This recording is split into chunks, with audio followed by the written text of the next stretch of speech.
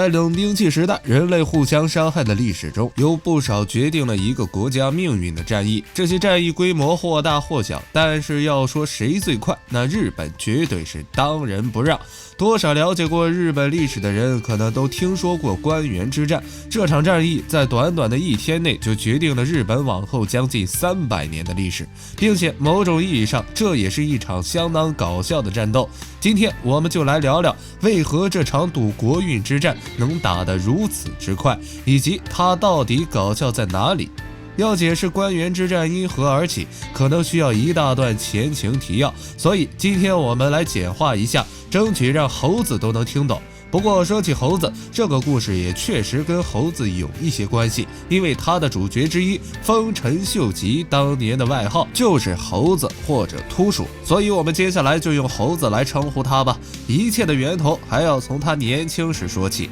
猴子曾经是一家公司的打工仔，他虽然出身草根，但是很会来事儿，所以深受领导织田信长的喜欢，逐渐从暖草鞋的足青头子混成了公司高管，然后就没然后了。他的老板在一次烧烤大会里被自己手下的二五仔一把火点了，此时猴子还在外出差，于是他火速回援干掉二五仔，并在争夺公司遗产的战争中获胜，成了一统日本诸大名的天下人。但是风水轮流转，很多年以后，当猴子归西以后，他手底下的大名又开始因为争遗产的事闹了起来，并且分成了两派，一边是以猴子小弟为代表的石田三成，另一边是猴子的妹夫最有权势的大名德川家康，而双方决战的战争就是所谓关原合战了。一切的导火索源于掌握大权的德川家康挤兑另一位有势力的大名上杉景胜，说他有叛意，要求对方给自己一个交代。然而上杉景胜很多人不熟，但是上杉景胜家的二把手就是我们之前讲过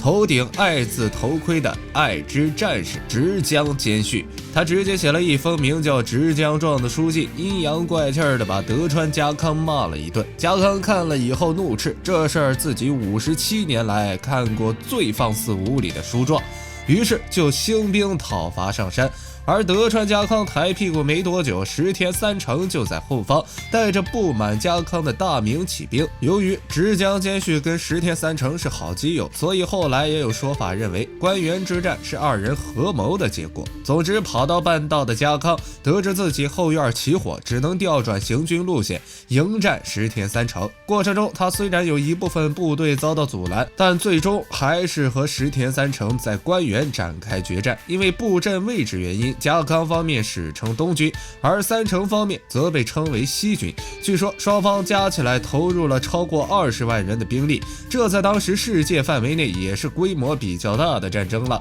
因为这场战争的胜者将直接影响日本接下来几百年的历史，所以大部分人都觉得这会是一场漫长的战争。然而关原之战却只用了1天就干净利落地分出了胜负，西军大败，石田三成后来也被抓获并处刑，只用1天时间直接改变了日本的历史。要说为什么能打得那么快，有一群人可以说是立了大功，那就是二五仔。谁家的二五仔？猴子家的。关原之战本身其实没有特别跌宕起伏的剧情，在双方投入大量兵力决战以后，这场战斗似乎变成了硬实力的正面碰撞，但这些二五仔的存在却为这场战争增加了不少搞笑色彩。首先就是东军打头阵的武将，其实大多数都是受尽猴子恩惠的嫡系武将，他们站在东军的原因很简单，那就是他们认为石田三成才是叛党，自己毫无疑问是忠诚派。猴子生前为了削弱手下大名的实力，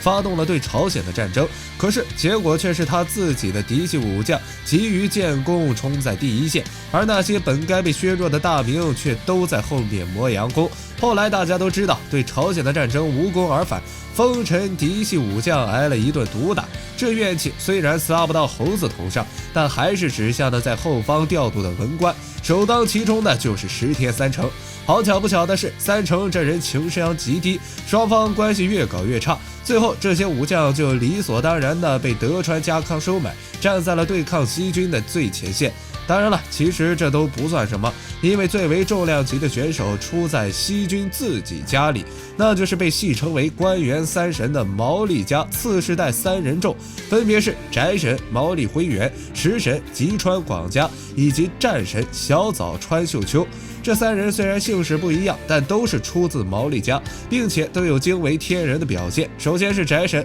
毛利辉元，因为实力雄厚，名义上被立为西军总帅，坐镇大阪。结果他一直宅在大阪城按兵不动，东军来了直接滑跪投降，所以被称为宅神。而食神吉川广家则是在战斗中以我军正在用膳为由，阻挡着友军毛利秀元，直到最后都在用膳，所以获封食神。而最重量级的战神则是早已被东军提前收买，在大战中喊出正义在东军，然后直接向友军开火，并瞬间扭转战局，使东军取得决定性胜利的小早川秀秋和父辈的精明强干不同，因为在官员表现的优柔寡断、软弱无能，成为人们嘲讽的对象。后来在互联网内涵风气盛行后，他们被当作左右官员命运的三位大神，为后人所敬仰。于是在一众内鬼二五仔的通力合作之下，关原之战一天告终，西军惨败。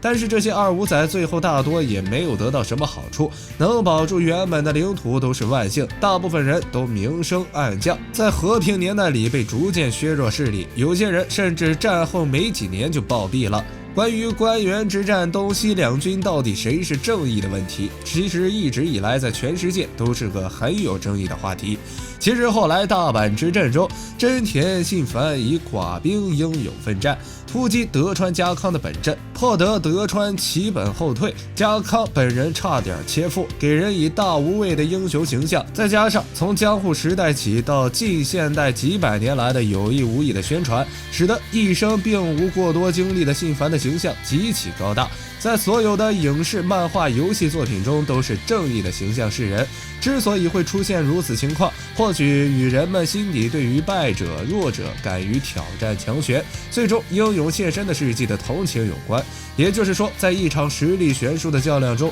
只要败北的一方拼尽全力了，那么他依然会博得大众的同情和喜爱。而作为胜者的强势一方，往往给人以强欺弱、胜之不武的感觉。有很多人不喜欢德川家康，少或许就与此种心情有关吧。其实在关原合战中也一样如此，关原合战只是丰臣政权内部权力斗争及矛盾的总爆发、总清算，毕竟战争是政治的延续而已。从现代人的角度来看，德川家康本是丰臣秀吉手下的外样大名，在秀吉死后便玩弄权术，欺负秀吉留下的孤儿寡母，最终篡夺丰臣政权，并斩草除根地消灭了丰臣家。这种行为想必是不会符合现代人的正确的价值观的，因此从后世看关原合战，德川家康往往会被贴上负面的标签，而其对立面的石田三成为了丰臣家的存续，以区区奉行之身，不到20万担的知行，敢于挑战五大佬的首席，领地比自己大10几倍的德川家康，这又是一种不畏强权的表现，符合现代人明确区分正义与非正义的价值观。何况三成为了丰臣家不惜牺牲自己的性命，与真田信繁殊途同归，自然也容易博得后人的同情。在非善即恶的现代人的即视感中，其表现自然是正面的，而实际上在德川幕府控制下的江户时代，佞臣的称号才是三成被冠以的标签。但越是如此，又会让人觉得德川幕府自然会美化家康，丑化三成，反而无形中抬高了三成的形象。实际上，权力的斗争似乎很难用正义或邪恶加以评价，用成王败寇似乎更为恰当。你觉得关原之战中东西两军到底谁才是正义呢？揭开历史面纱，探寻神秘冷兵器。本期的分享到了这里就结束了，喜欢冷兵器的朋友可以点个关注，下期和您分享更精彩的内容。我们下期内容再见。